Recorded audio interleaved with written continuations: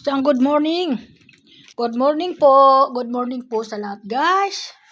Ako po ngayon ay nag-aasikaso sa aking sarili at kami po araw po ng schedule namin na ngayon ng doktor namin. Mag-asawa, idadali na po kami sa doktor namin. Malalaman ko na po kung ano po yung mga resulta ng yung mga test ko. Malalaman ko na po, excited po ako na mabasa ng doktor. Para alam ko po, guys, kasi naabangan ko po yung mga resulta ko kung bumaba ba o tumaas. Yan po mga guys. Kaya yan, nag-aasikaso po kami ngayon, kaya medyo na busy ako ngayon. Kasi po mga guys, nagbara po yung aking tubo. Ako na naman po ang gumawa. Wala namang sa amin kasi dito marunong gumawa niyan. Ako lang gumagawa. Inano ko na, tinawag ko na lang yung pamangkin ko kasi sabi ko, ba't binabarahan mo kasi? Sabi ko, wag mong huhulugan ng mga bagay na hindi natutunaw eh. Sabi ko, ayun, di siya ngayon ang pinadampot ko dun sa ano. Tapos, yun nangyari, okay naman, natanggal naman po yung mga bara. At ito na ngayon, kaarmusal ko lang po, mga guys, at inarmusal ko po ay may natira pa pong isang paksiw doon sa kawali. Yan po yung aking inarmusal para po hindi masayang. At yung sabaw naman nga natira ng paksiw na tira ko, itinabi ko naman po para isasabaw mamaya ng pagkain ng aking mga alaga. Ay wala po sayang, di ba? Lahat po na naitatabi ko kasi po para po hindi sayang. Ganun po kasi ako. Hindi po ako nagtatapon ng mga bagay na mapapakinabangan kung pwede.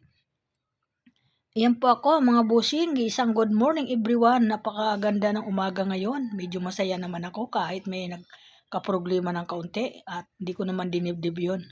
Baka siguro magaling na ako kaya ganun. Hindi masyado tumasok aking high blood. Yan, sana magaling na po. Pinananalangin ko naman talaga lagi yan sa atin may kapal na tulungan ako. Ibalik yung dati kong lakas, nga napakalakas ko mga guys. Isipin mo yung lakas ko nung araw, hindi ko na po napapakinabangan ngayon. Hanggang lakad-lakad na lang ako. Magagaang na lang nabubuhat ko. Nung araw, nabubuhat ko po yung 2 sakong uling. Nung araw po, ako pa po ang nag-uuling nun. Ako din po ang nagbibinta nung araw po. Ito mga yun po, hindi ko na po mabuhat yan. Mahina na po, ganun po talaga ang mga tumatanda. Mahina po yung kanyang mga buto. Ayan po, kaya ayan. Welcome to my vlog. Good morning everyone. Another vlog. Another araw na naman tayo na iuukol natin sa atin maghapon kung ano naman ang mangyayari sa buong maghapon na naman natin. Hanggang sa palapit na ng palapit yung ating Kapaskuhan.